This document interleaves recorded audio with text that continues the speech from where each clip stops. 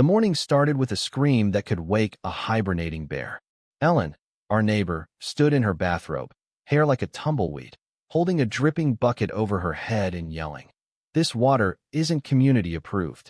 Dogs howled, kids wailed, and my husband, Tom, dropped his favorite coffee mug, the one with the bass fish on it. You'd think we'd dumped arsenic in the town supply, but all we'd done was tap our own well, a project we'd funded and built with sweat and a second-hand auger from eBay.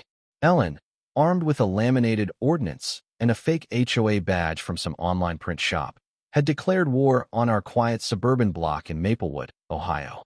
It all began with my roses. Ellen, during one of her uninvited neighborhood audits, squinted at my garden and said, "Those blooms are too vibrant. Are you overwatering?" I stared dumbfounded. "You mean because they're alive?" She huffed, muttering about agreed-upon conservation. By agreed upon, she meant the 3 people who showed up to her potluck wellness summit, 2 of whom left with hives from her homemade elderberry cider. Ellen wasn't about saving water, she wanted control. Our well was our pride.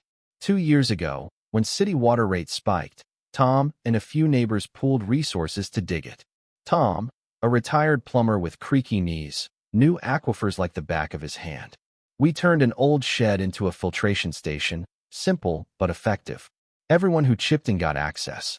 Ellen moved in later, ignored the agreement, and assumed she was entitled. When we said no, she called it anti-community and filed a complaint with nobody knows who.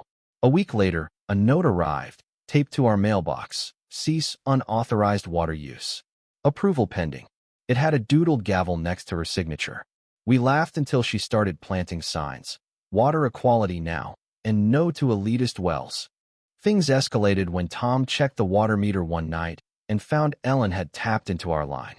The log showed she was using enough water for a small hotel, sprinkling her lawn twice daily, running a cherub-shaped fountain, and pressure washing her driveway for spiritual cleansing. She was draining our well while preaching about water justice on social media. Enough was enough. We called a meeting in our garage, under a flickering fluorescent light. Tom brought data printouts, and Mrs. Harper, our feisty neighbor, brought lemonade and a stun gun, just in case. I showed the group our evidence, including drone footage of Ellen sneaking out to adjust our valve. The neighbors gasped like they were at a courtroom drama. "What do we do?" asked Mark, wringing his hands. I kept it real. "She claims she's got county connections. I've got a pet dragon named Steve. Let's stay focused." We tried talking to Ellen one last time. Tom and I knocked on her door, armed only with facts. She sipped lemon water and said, "Without community approval, it's anarchy." I snapped, "Ellen, this isn't a post-apocalyptic movie. You can't just take what's not yours." She blinked, serene. "I'm elevating our collective energy." That night, Tom poured a bourbon, and I said the words that changed everything. We're cutting her off. It wasn't spy-tight, it was fairness, with a pinch of satisfaction. We planned it like a heist. Mrs. Harper distracted Ellen with talk of a Zen gardening seminar, while Tom and I crept to the junction box. With one turn of the wrench, Ellen's water empire went dry. We left a note: "Line disconnected due to unauthorized use. Contact contributors for reinstatement. Best, the Well Guardians." The next morning, Ellen's scream woke the block. She stormed out, clutching an empty watering can, her sprinklers coughing their last. She pointed at our house, yelling about hydro-oppression. By noon, she'd posted signs listing us as suspects, using Tom's vacation photo with a margarita and my old Halloween snapshot as a scarecrow. She staged a one-woman protest, lying on a yoga mat with a sign, "Thirsty for Justice." When Mark offered her a bottled water, she swatted it away, shouting, "Only pure hydration." Ellen called an emergency hydration council meeting, claiming authority from a non-existent HOA. She waved folders titled "Water Apartheid" and accused us of liquid elitism. Mrs. Harper muttered, "Should have brought the stun gun." Then, a twist: 3 elderly residents, Mr. Larson, a retired lawyer, Mrs. Klein, a former judge, and old Joe, who we thought was deaf, showed up, calling themselves the Elders. They'd been quietly keeping peace for decades and decided Ellen had crossed a line. At a community hearing, we presented our case: drone footage, water logs, and proof Ellen was selling our well water online as star-blessed essence. Ellen countered with a dance called The Flow of Truth and quoted a blog about municipal water mind control. Mrs. Klein shut her down.